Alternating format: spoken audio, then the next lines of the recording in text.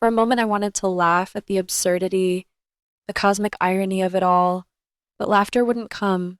All I could feel was the old, familiar ache, now sharpened by betrayal, by shock, by the realization that my own life had been intertwined with a lie so profound that it threatened to undo everything I believed about my family. I looked at my daughter again, and her eyes were filled with tears, unspoken questions, and fear that mirrored my own. It was then I understood that the night I thought would be a celebration had become the night I would confront the truth, the night where the facade of my family's legacy would crumble around me. I stepped back from the display, my fingers tightening around Sophie's small hand as my mind scrambled to process what I had just seen. The photograph wasn't just a relic from a forgotten past, it was a revelation, a proof of a hidden chapter that had been carefully erased from my memory and my life. My father's eyes met mine across the room, and for the first time, I saw him not as the man who raised me, but as someone capable of deception that cut deeper than I had ever imagined. My mother's smile, forced and fragile, faltered completely, and I realized that she knew I had seen the photograph, that my presence had shattered the delicate illusion they had maintained for decades. Sophie tugged at me again, whispering, "Mom, please." I felt the raw, unfiltered weight of those two words, and suddenly I knew that leaving was no longer just an option. It was a necessity. I didn't fully understand why yet, but instinct screamed at me that whatever secret had been exposed, it would erupt into something irreversible if I stayed. I moved toward the exit, each step feeling heavier than the last, a mixture of fear, anger, and sorrow twisting in my chest. Guests murmured behind me, their eyes flicking with curiosity, and something I couldn't name, judgment, surprise, complicit knowledge. The hum of conversation felt like a distant echo, as if the walls themselves were whispering the truth I had spent my whole life trying to ignore. Outside, the cold air hit me like a slap, sharp and unforgiving. I pulled Sophie closer, letting the night swallow us in silence. My mind replayed every moment of my childhood, every birthday ignored, every achievement diminished, every subtle exclusion that had once felt like trivial slights. Now they screamed with clarity. The lie that had been constructed around my parents' lives was more than just infidelity or a hidden past. It was a betrayal of my very sense of self, a rewriting of the family history that I had thought I belonged to. I found a bench beneath a flickering streetlight, Sophie nestled against my side, and I let myself finally breathe, even as the tremor in my hands refused to subside. "Mom," she said softly, the vulnerability in her voice breaking something inside me. Why? Why didn't anyone tell me? I wanted to answer her, to make sense of the senseless, but the words refused to come. I realized that this was bigger than me, bigger than Sophie, bigger than the life we had thought we understood. It was a revelation that demanded reckoning, confrontation, and perhaps vengeance, though my heart recoiled at the thought. Hours later, when I returned to my apartment, I couldn't shake the image of that photograph from my mind. I pored over old albums, letters, and keepsakes, searching for evidence, for clues, for anything that could illuminate the shadows that had haunted my family for years. And that's when I found it. The letters tucked away in a box I hadn't opened in decades, written in my father's hand, addressed to a woman I didn't know, signed with a name that wasn't my mother's. Each letter was a confession, an acknowledgement of a life lived in secrecy, of promises broken, of love divided. My father had lived a double life, and my mother, complicit or blinded by desire, had allowed the lie to become our family's reality. Anger roared in my chest, unrelenting and primal, but it was accompanied by a profound sadness. I realized that the trauma I had carried for years, the lingering wounds from my childhood, were not simply the result of neglect or misunderstanding. They were the direct consequence of deception, of a betrayal that had been festering for decades. I thought of Sophie, of how her innocence had been threatened by the very people who should have protected her, and I felt a surge of determination, a need to reclaim not just my own dignity, but the truth of our lives. Next day, I confronted my parents, not with accusations shouted across a room, but with the quiet, simmering weight of truth. I laid out the letters, the photograph, the fragments of a life hidden from me, and I watched as their carefully constructed facades crumbled. My mother's tears were genuine, but they could not erase the years of complicity. My father's excuses rang hollow, a feeble attempt to rewrite history even as the evidence sat in front of him. In that moment, I felt the full force of both sorrow and vindication, the bittersweet duality of finally seeing the truth and realizing how profoundly it had shaped me. Sophie watched silently from the doorway, her small hand gripping mine, and I felt an unexpected surge of pride. For the first time, we were both witnesses to a truth that could no longer be hidden, and in that shared recognition, I found a strange sense of liberation. The pain was still there, raw and persistent, but so was the clarity, the unshakable understanding that we could move forward, carrying the scars as evidence of survival rather than shame. The days after that confrontation felt surreal, as though the world had shifted on its axis, and I was seeing everything in a harsh, unfiltered light. I spent hours walking through the neighborhoods of my childhood, tracing the streets and houses that had been filled with laughter and tension in equal measure, trying to reconcile the memories with the truth I now carried. Every corner held fragments of my upbringing, the afternoons spent helping my mother in the garden, the late nights waiting for my father to come home from business trips, the whispered arguments behind closed doors that I had overheard but never understood. Each memory now seemed tainted, layered with the knowledge that what I had accepted as reality had been meticulously curated, and in some cases, fabricated entirely. Sophie sensed the shift in me, the quiet intensity that hovered in my expressions, and the way I lingered over the smallest details of our surroundings. She would ask questions, soft and hesitant, and I would answer as best I could, careful not to burden her with the rage and sorrow that threatened to overwhelm me. But I saw the weight of understanding in her eyes, a maturity far beyond her years, and I realized that she too was carrying a piece of this legacy, a piece of the pain that had been passed down through generations without explanation. My heart ached at the thought that she could feel the same betrayal I had felt, but I also knew that together we could forge a new understanding, one rooted in truth rather than deception. It wasn't long before the ripples of revelation reached the broader family circle. Cousins I hadn't spoken to in years reached out cautiously, offering condolences and sympathies that felt half-hearted, as though they were unsure whether to mourn for the past or celebrate the exposure of a long-hidden secret. Invitations to family gatherings dwindled, and whispers followed me wherever I went. It was a strange kind of exile, being surrounded by the people who had once defined my world, yet now seemed distant and foreign. I felt a mix of anger and relief, anger at the duplicity that had governed so many years, and relief at finally seeing the truth, unvarnished and undeniable. In the midst of this upheaval, I discovered another layer to the story, one I had not anticipated. An old family friend, hesitant and wary, revealed that my father had not only led a secret life, but had manipulated financial documents, diverted inheritances, and created a tangled web of debts and obligations to cover his tracks.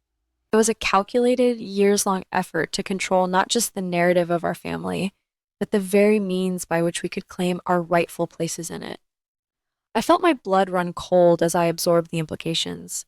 The years I had spent trying to please him, the sacrifices I had made, all manipulated to serve his hidden agenda. My parents' legacy, the one everyone celebrated at that anniversary party, had been built on deception and self-interest, and I had been unwittingly complicit by my silence. But amidst the chaos and betrayal, a stubborn spark of resolve took root in me. I refused to allow their actions to define me any longer. I began documenting everything, compiling letters, photos, and financial records, building a meticulous account of the hidden truths I had uncovered. Each piece of evidence felt like reclaiming a part of myself, a fragment of dignity and clarity that had been stolen over the years. I reached out to lawyers and trusted friends, weaving together a strategy not just for restitution, but for establishing a foundation of transparency for Sophie and for me, a safeguard against the kind of manipulations that had ensnared me for decades. As the months passed, the tension between revelation and reconciliation became almost unbearable. Conversations with my parents were fraught, filled with half-truths, defensive outbursts, and moments of devastating honesty. My mother oscillated between guilt and denial, and my father, though remorseful in pockets, struggled to confront the full magnitude of his actions. I found myself grappling with emotions I hadn't anticipated. A profound sadness for the parents I had loved unconditionally, anger that burned in my chest, and a cautious hope that perhaps the exposure of the truth could lead to some form of accountability. Through it all, Sophie remained my anchor, her quiet strength, her uncanny ability to sense my moods, and her unwavering support reminded me why I had to endure this storm. Together, we navigated the minefield of family secrets, betrayal, and unresolved trauma, learning to set boundaries while maintaining our sense of self. And slowly, painfully, I began to understand that the past, no matter how dark, could be transformed into a source of empowerment rather than a prison. The breaking point came one evening when my father, in a rare moment of vulnerability, finally confessed the full extent of his deceit. We were sitting across from each other at the small kitchen table in my childhood home, the air thick with tension and unsaid words. He spoke haltingly, as if each sentence cost him something, revealing affairs I had only glimpsed in shadowed photographs, financial manipulations that had shifted inheritances, and a deliberate pattern of emotional neglect that had shaped not only my upbringing but my sense of worth. The weight of it pressed down on me, suffocating, and for a moment, I could feel nothing but the hollow ache of betrayal. Every memory, every whispered insult, every overlooked birthday, they all took on a new, unbearable significance. I listened, numb and trembling, while my mother remained silent across the room, her hands clasped tightly in her lap. There was no excuse that could undo what had been done. No apology could erase the years of subtle manipulations, of trust broken piece by piece. And yet, amidst the anger, there was a strange clarity, a sense of purpose that began to take root. I realized that revenge, in its purest form, wasn't about inflicting pain on those who had hurt me. It was about reclaiming my own life, my own dignity, and ensuring that Sophie could grow up in a world that honored truth over deception. In the weeks that followed, I worked methodically. I gathered documents, reached out to lawyers, and confronted family members one by one. Each revelation cut deeper than the last, exposing a network of lies that had been meticulously maintained for decades. Some relatives recoiled in disbelief, others in anger, and a few in complicity. The anniversary party that had once seemed like a celebration became a symbol of everything I had endured, a stark reminder that appearances could be dangerously deceiving. And yet I felt a strange sense of liberation, the kind that comes from finally speaking a truth that has been buried for too long, from finally asserting one's place in a world that had tried to erase it. Sophie remained my constant, her small hand always in mine as we navigated the storm. She understood more than her age should allow, sensing the gravity of the battles I faced and offering comfort in ways that left me both humbled and inspired. There were nights when she would fall asleep with her head on my shoulder and I would whisper promises to her, promises that we would rise above the shadows of our past, that we would not allow the betrayals of others to define our future. In her quiet, steadfast presence, I found a renewed sense of purpose. The culmination of my efforts came in the form of a confrontation at the family estate, months after the initial revelations. I had invited my parents under the pretense of reconciliation, but the truth was far more deliberate. I laid out the evidence I had collected, documenting financial misdeeds, hidden affairs, and the emotional manipulation that had been a constant undercurrent in our family. I watched as the carefully constructed facades crumbled, their defenses falling away under the weight of undeniable truth. My father's face, once so commanding and untouchable, reflected shock and fear. My mother's eyes brimmed with tears, a mixture of guilt and regret, but they could not erase the reality of their actions. In that moment, I felt the full force of what it meant to reclaim my narrative. I had confronted the architects of my own trauma, exposed the long-hidden truths that had haunted my life, and asserted a new reality, one where Sophie and I could exist without the chains of deception that had bound our family for generations. There was no triumph in their defeat, no satisfaction in their shame, only the quiet, unassailable knowledge that I had reclaimed my dignity and the truth. The aftermath was complex. Some family members distanced themselves, unwilling or unable to face the truths that had been revealed. Others sought reconciliation, tentative and fragile, as we navigated the treacherous waters of rebuilding trust.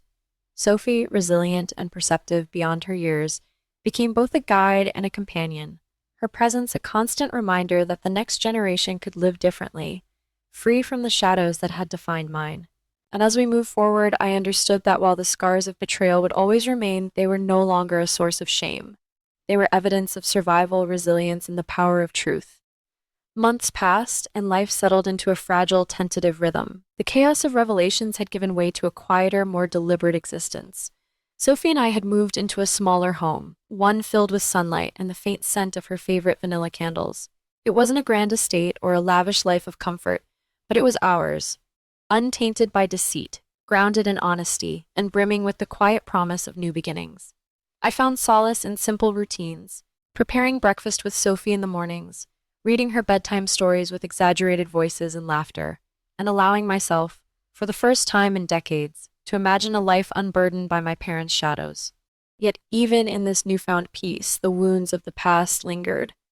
Memories of betrayal surfaced at unexpected moments, a casual mention of my father's business trips, an echo of laughter from a family gathering, or even the sight of a photograph tucked into an old album. The pain had not vanished, it had evolved, softened by distance, but still sharp when touched. I realized that forgiveness, if it was even possible, would not erase what had been done. Instead, it would be a conscious choice to release the hold of anger over my life, to prioritize my own healing and the well-being of my daughter above all else. In the quiet moments, I reflected on the complex tapestry of human relationships. I thought of my parents, flawed in ways I had never fully comprehended. I understood now that people carry secrets for reasons that are rarely simple: fear, desire, shame, or even love twisted by circumstance. This realization didn't excuse their actions, but it allowed me to see the humanity in their failures, and in doing so, I began to release some of the rage that had once consumed me.